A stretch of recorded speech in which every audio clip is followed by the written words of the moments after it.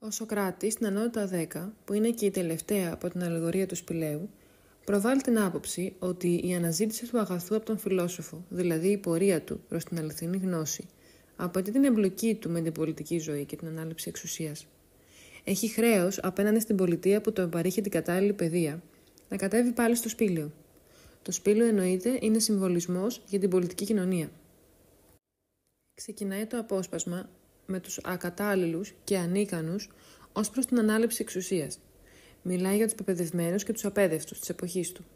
Είναι εξίσου ανίκανοι να κυβερνήσουν. Οι απέδευτοι, διότι δεν διαθέτουν παιδεία και επομένως δεν γνωρίζουν την αλήθεια, ώστε να καθοδηγήσουν ανάλογα την πόλη, ενώ οι πεπαιδευμένοι της εποχής του είναι αποκομμένοι από τους υπόλοιπους, αδιαφορούν για την εξουσία και για όσα βιώνουν στην καθημερινή του ζωή οι άνθρωποι. Είναι αφοσιωμένοι στον θεωρητικό βίο. Συμβολικά, ο φιλόσοφος αναφέρει ότι, αν και ζωντανοί οι πεπαιδευμένοι της εποχής του, είναι σαν να ζουν στα νησιά των Μακάρων. Αυτό είναι ένα μυθικό μέρος, στο οποίο, σύμφωνα με τον Θρύλο, ζούσαν εξέχουσες προσωπικότητες και ήρωες μετά θάνατον.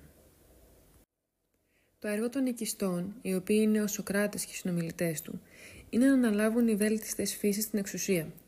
Οι τύποι αναβίνοι, ανάβασης και αναβάντες δείχνουν τη δυσκολία κατάκτησης του αγαθού, καθώς και μια πορεία που απαιτεί χρόνο και μόχθο. Οι βέλτιστες φύσεις έχουν καταφέρει να ανέβουν την ανηφόρα και να φτάσουν στο μέγιστο μάθημα που είναι η ιδέα του αγαθού. Στη συνέχεια όμως, επειδή θα θελήσουν να παραμείνουν εκεί, πρέπει να εξαναγκαστούν να κατέβουν πάλι στη σπηλιά, δηλαδή στην ενεργό πολιτική ζωή. Ο Γλάφκονας έχει ένα εύλογο ερώτημα σχετικά με το κατά πόσο είναι δίκαιο να επανέλθουν στο σκότος του σπηλαίου. Η στάση του είναι ατομοκεντρική και το κριτήριό του στηρίζεται στο ατομικό συμφέρον, διότι είναι προφανώς άδικο για εκείνους οι οποίοι κατάφεραν να βγουν από τη σπηλιά να γυρίσουν πίσω. Εδώ ο Σωκράτης διορθώνει όμως τον Γλάφκονα, διότι η ιδανική πολιτεία, η καλύπολη, ενδιαφέρεται για το κοινωνικό συμφέρον, άρα η οπτική γωνία του είναι η κοινωνιοκεντρική. Η παιδεία που έχουν λάβει οι φιλόσοφοι τους δημιουργεί το χρέος απέναντι στην κοινωνία. Ο Σωκράτης θεωρεί ότι οτιδήποτε εξασφαλίζει την ευτυχία του συνόλου είναι δίκαιο και ότι ο εξαναγκασμός των φιλοσόφων εξυπηρετεί την κοινωνική ευδαιμονία. Εμφατικά ο Σωκράτης προσωποποιεί τον νόμο της ιδανικής πολιτείας και του δίνει ρυθμιστικά χαρακτηριστικά. Ο νόμος στοχεύει στην ικανοποίηση του συνολικού συμφέροντος, στη συνεργασία όλων των πολιτών και στην κοινωνική αλληλεγγύη ανάμεσα στους πολίτες. Η πόλη αποτελεί ένα οργανικό σύνολο, έναν οργανισμό που προϋποθέτει τη συνύπαρξη και τη συλλειτουργία των μελών του. Ο νόμος είναι δίκαιος διότι δεν κάνει διακρίσεις, έχει παιδαγωγικό χαρακτήρα και έχει ως όργανά του την πειθό και την ανάγκη, δηλαδή τη βία. Έχει έναν επανορθωτικό ρόλο, με ποινές σε όσους εμφανίζουν αντικοινωνική συμπεριφορά. Με την πειθό, ο νόμος και οι ερχόμενοι προσπαθούν να εκπαιδεύσουν σωστά τους πολίτες. Εάν αυτό δεν καταστεί εύκολο με τα λόγια, τότε επέρχονται οι κυρώσεις με τη βία. Με δεδομένα τα τελευταία σχόλια του Σωκράτη για τον ηθικό εξαναγκασμό των φιλοσόφων, μπορούμε να δούμε δύο κύριες τάσεις να διαμορφώνονται στην κριτική της σωκρατικής θέσης και επιχειρηματολογίας.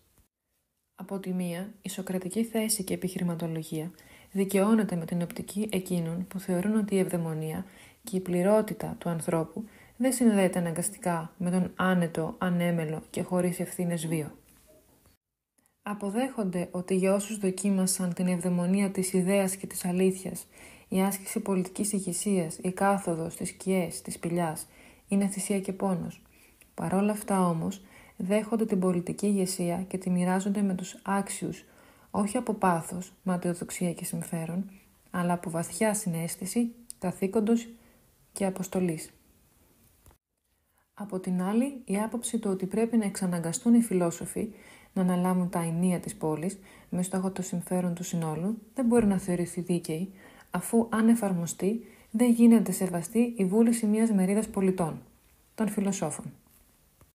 Ο Αριστοτέλης παρατήρησε ότι ο σωκρατικός συλλογισμός χαρακτηρίζεται από αντίφαση, καθώς δεν είναι δυνατόν η ιδανική πολιτεία να ευαγγελίζεται την ευδαιμονία όλων των πολιτών και την ίδια στιγμή να κάνει τους φιλοσόφους δυστυχισμένους, αναθέτοντάς τους την πολιτική ηγεσία.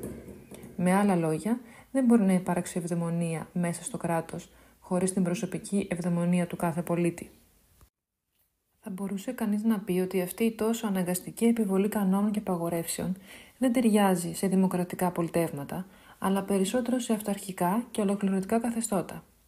Σύμφωνα μάλιστα με ορισμένους μελετητές, η προτεραιότητα της πόλης έναντι του ατόμου συνιστά μια ολοκληρωτική αρχή, επειδή ενδέχεται το κράτος να είναι ισχυρό, αλλά οι πολίτες του δυστυχείς. Πρέπει βέβαια να επισημάνουμε ότι οι προθέσεις του είναι αγαθές, αφού απότερος στόχος του νόμου είναι η χρήση κάθε μέσου για την εξυπηρέτηση του κοινού συμφέροντος. Επίσης, δεν πρέπει να παραβλέψουμε το γεγονός ότι για τον Πλάτωνα, ευδαιμονία δεν είναι η προσωπική ευτυχία στη ζωή, αλλά η συναίσθηση ότι με τις ενέργειές του ο πολίτης καθιστά τους άλλους ευδαίμονες.